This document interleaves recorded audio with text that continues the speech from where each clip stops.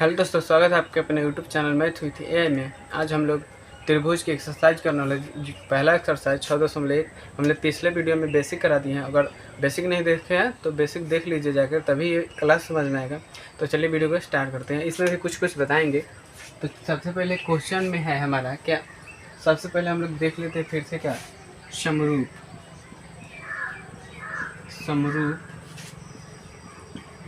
होने की कसौटी। पहला क्या होगा कि संगत भुजाओं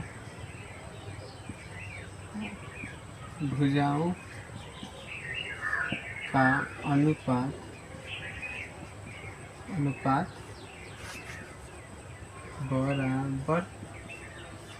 बराबर होना चाहिए। दूसरा हो गया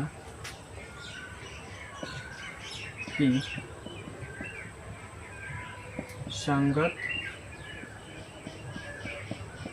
कोण भी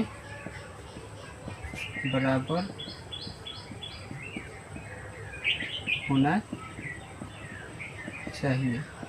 जैसे हम लोग देखें एक यहाँ पर कि एक मान लीजिए यहाँ पर हमने एक त्रिभुज बनाया, यहाँ पर भी एक त्रिभुज बनाया। इसका नाम देते ए बी सी, उसके बाद पी क्यू आर, समझे ना। उसके बाद यहाँ पर सबका एंगल देते हैं, यहाँ पर दे दे रहे हैं हमें 60, समझ रहे 60, यहाँ पर भी 60, यहाँ पर भी 60, इसमें भी 60, सॉरी 60 नहीं, इसमें 50, इसमें 80, कितना हुआ 8 5 13, और उसके बाद यहाँ पर कितना 50। त्रिभुज के तीनों कोणों का योग 180 होता है, तो 180 हो गया। उसके बाद अब भुजा मान लेते हैं। भुजा इसको कहते हैं जो इधर खड़ा है, ऐसे ऐसे ऐसे जो है सबको क्या कहेंगे, भुजा कहेंगे। तो इसको 2 मानते हैं, इसको 4 मानते हैं, इसको 6 मानते हैं, इसको मानते हैं 4, इसको मानते हैं 8, इसको मानते हैं 12, समझ 12 मानिए।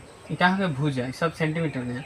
पहला का कह रहा है कसौटी की संगत भुजाओं का अनुपात बराबर होना चाहिए। अनुपात मतलब क्या होते हैं, अनुपात मतलब बटा होता है, ध्यान रखिएगा। तो संगत भुजा का है, अगर ई वाला भुजा ई है तो इसमें का ई, इसका भुजा का होगा संगत होगा, एक दूसरे का होगा संगत होगा, संगत, समझ रहे, संगत होगा। तो ये क्या हो गया, ए बी। पहले ऐसे लिखेंगे लोग कि यहाँ पर देख लीजिए, ए बी लिखेंगे बटा पी क्यू, समझ रहे, पी क्यू। तो ए बी के मान एक कितना है, 2 है, पी क्यू के मान 4 है, कट के कितना आएगा 1/2 आंसर आएगा ना, 1/2। उसी तरह बी सी देखें, बी सी हो गया है। अब उसके बाद क्यू आर, इसके मान क्या है, बी सी के 4 है, इसका 8 है, तो 4 दूनी 8, कितना आया 1/2 आंसर आया ना। उसके बाद फिर ई वाला बचा ए सी बराबर बटा कितना पी आर, कितना है, ए सी का मान 6 है, इसका मान कितना है 12 है, 6 दूनी 12 हो गया, इसलिए 1/2। देखिए तो सभी अनुपातों संगत भुजा का मान कितना आया, 1/2 आया, 1 कितना आया 2 आया, समझ में आ रहा है। और उसके बाद इसमें क्या करना है, संगत कोण क्या होना चाहिए, बराबर होना चाहिए। तो ई संगत कोण 60 डिग्री है, ई संगत कोण 60 डिग्री, इसका यही संगत होना है। तो इस 50 है, ई 60 है, ई 50 है, बराबर है, ननू है। और फिर ई 60 है, ई 80 है, बराबर है, नहीं है। फिर ई 60 है, 50 है, बराबर नहीं है। तो ई क्या होगा, हम इसे क्या कहेंगे, ई जो त्रिभुज है समरूप नहीं है, समझ रहे हैं, समरूप नहीं है। अगर इसी में है, यहाँ पर सब जगह क्या कर दे, हम भी 60 कर दे, 60, तो क्या हो जाएगा, समरूप हो जाएगा, समरूप है, समझ रहे हैं। संगत का ये वाला याद रखिएगा कि समरूपता की कसौटी, या दोनों याद रखें, एग्जाम में आएगा, समझ रहे, एग्जाम में आएगा। तो उसके बाद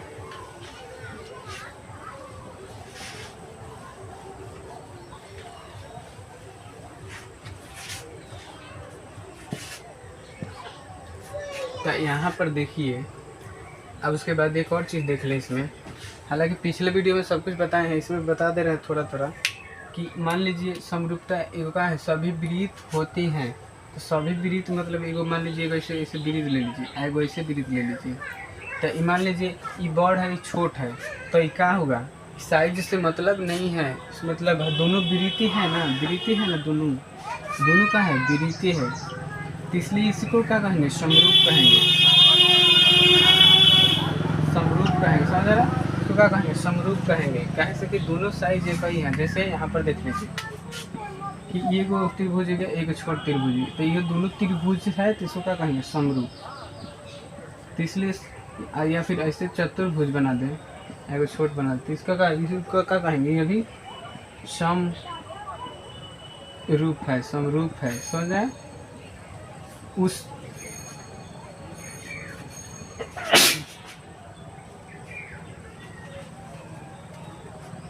जो पीछे बताए हम पीछे कि वो क्या था, शर्तें थी कि किस में, अगर भुजा का मान दिया रहेगा, कौन दिया रहेगा, तब देखेंगे कि क्या है, समरूप है कि नहीं। अगर ऐसे दिया रहेगा तो क्या कहेंगे, समझ रहे कि ऐसे दिया रहेगा तो क्या कहेंगे कि इस अब समरूप है, ऐसे दिया रहेगा सिर्फ।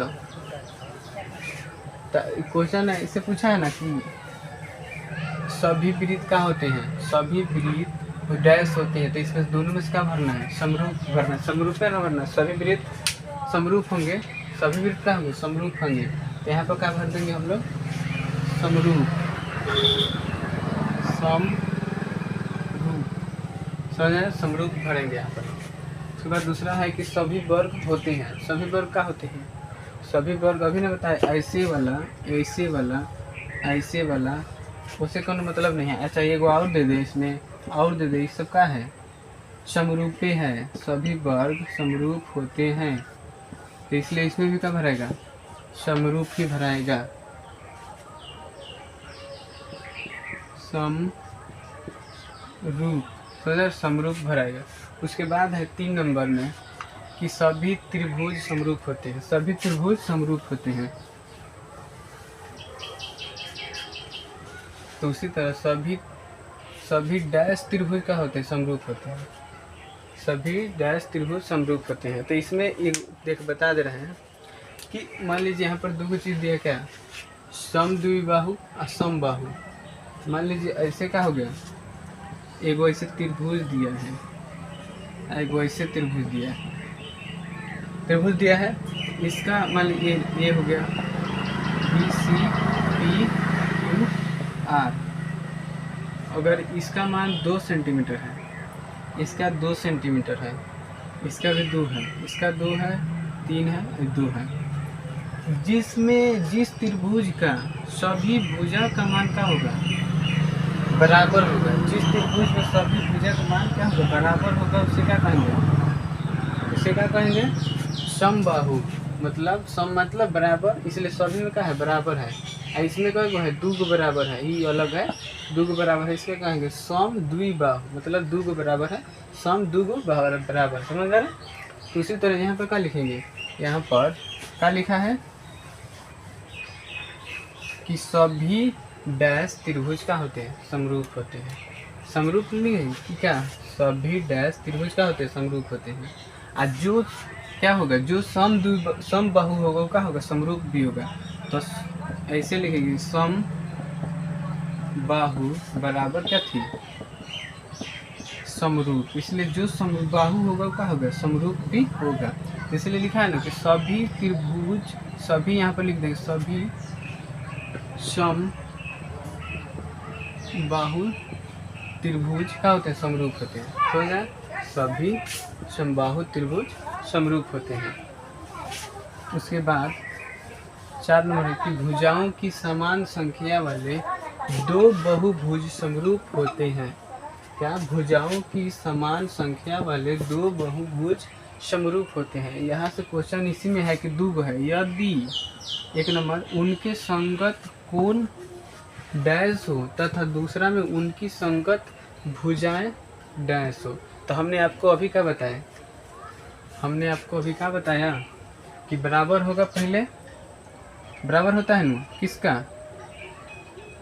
बराबर, आज दूसरा यहाँ पर भर देंगे, कहाँ, यहाँ पर समानुपाती,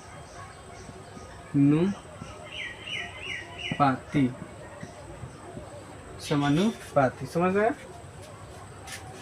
ये उनके संगत कोण बराबर हो तथा उनकी संगत भुजाएं क्या होती है, समानुपाती। अभी हम आपको बताए थे ना, एक ही बताए थे बतवा। तो इसमें क्या हुआ, हमारा ई तो खत्म हो गया। उसके बाद अगला क्वेश्चन है, अब बता है हमारा क्या, दूसरा और तीसरा क्वेश्चन, एक नंबर था हमारा पूरा बन गया।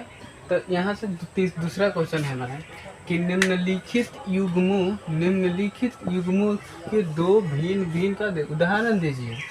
पहला है कि समरूप आकृति।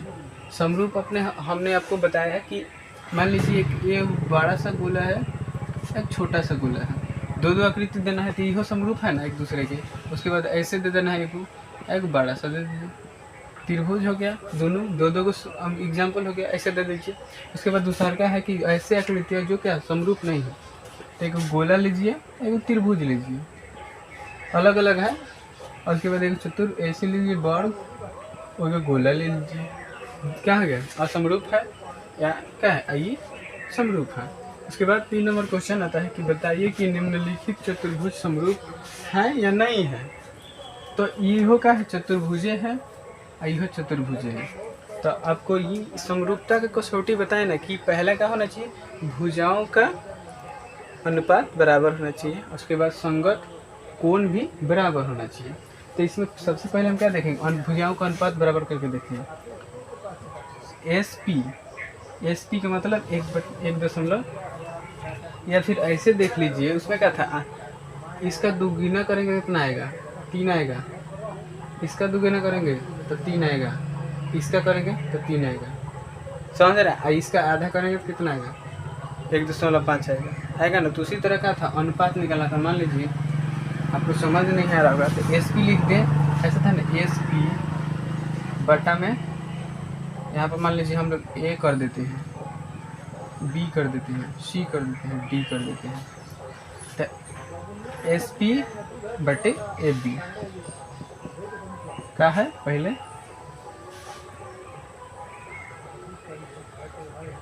1.5 बटे 3, समझ रहे, 1.5 बटे 3 हो गया। तो उसके बाद इसको डायरेक्ट सब लिख लेते, पहले पी क्यू हो गया बटे बी डी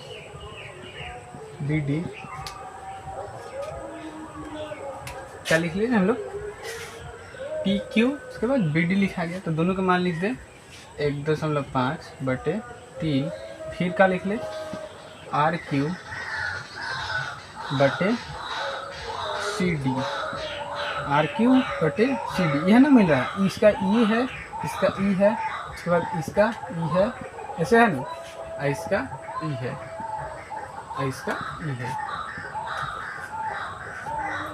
अभी क्या हुआ हमारा, 3 को हुआ, किसका है, आर क्यू कहाँ है, इस वाला है, उसके बाद सी डी ई वाला कितना है, 1.5 बटे 3। एक और बचा है, कौन बचा है, एस आर बचा है, एस आर हो गया, एस आर बटा में ए सी, 1.5 3, तो कितना बार में आएगा, 2 बार में आएगा, सब 2 बार में आएगा, 2 बार में। तो सबके क्या हो गए, 1/2, तो कितना आ रहा है, भुजाओं का अनुपात तो बराबर आ गया। लेकिन यहाँ पर देखिए, यहाँ पर 90 डिग्री का एंगल बन रहा है, यहाँ पर 90, लेकिन यहाँ 90 डिग्री एंगल बन रहा है। 90 डिग्री एंगल बनने के लिए एक सीधा ऐसे रेखा होना चाहिए,